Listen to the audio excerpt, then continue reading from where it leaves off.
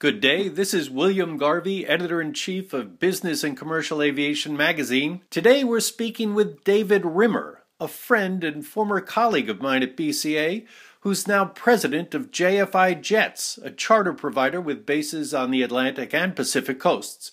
A one-time broadcasting executive, David also served for several years as president of Excellair before joining JFI in early 2015. David, JFI recently purchased ACP jets down in Florida. What was the attraction? The attraction was threefold. First, we have wanted to be in the South Florida market for a long time, so it gives us sort of the triangle, the West Coast, Los Angeles area, the New York metropolitan area, and South Florida. So we're represented with staff, airplanes, and facilities in the three biggest air charter markets. The second appeal was the ability to grow our fleet with a company that's well regarded and it just has a great reputation and the same high standards that JFI operates under. And lastly, it's a good fit corporately with the leadership, the founder of the company, and his team. We really view it as the perfect marriage.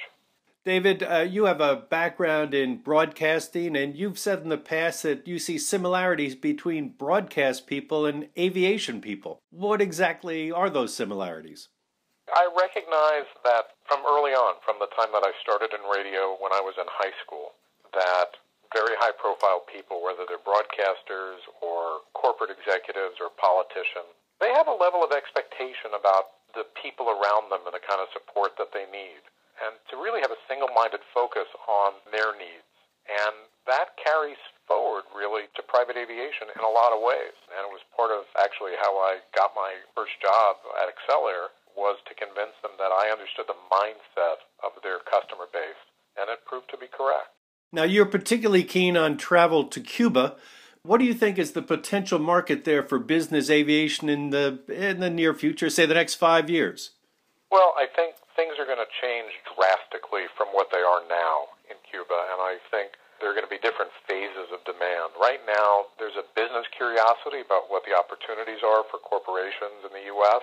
to establish a beachhead there, and there's pent-up curiosity from people who have been unable to visit Cuba for the most part for the last 50-plus years. But I think the big opening of demand is going to come when the U.S. government finally permits tourism to happen. And once the tourist permission comes from the U.S. government and the tourist infrastructure grows in Cuba, I think you're going to see that Cuba will be, for quite a while, the most popular destination in that part of the world.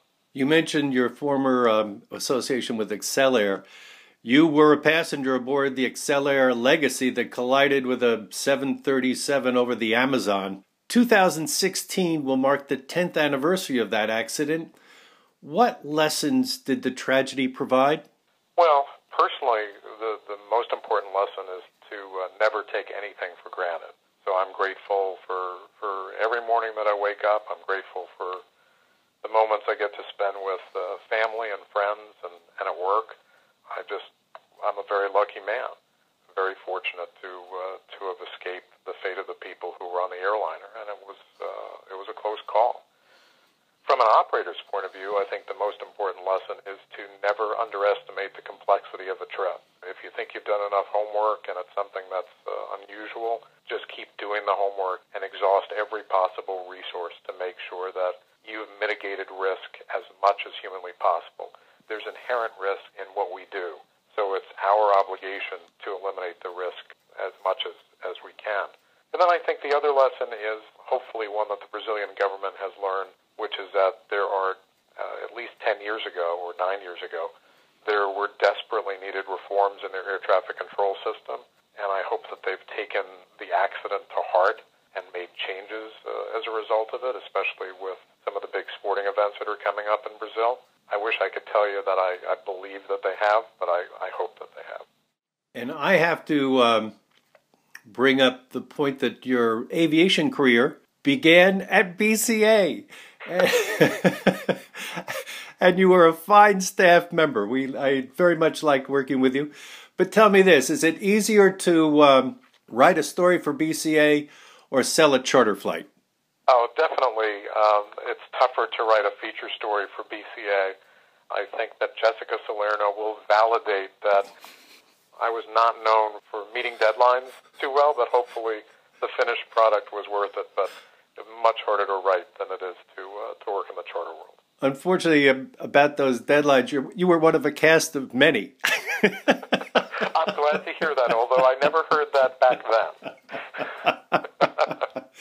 David, thanks very much. I really appreciate the time and the information, and good luck with JFI. Thanks. Always good to talk to you, Bill. We've been talking with David Rimmer, a former BCA staff writer who's done well for himself and is now president of JFI Jets. This is William Garvey, editor of Business and Commercial Aviation magazine. Thanks for listening.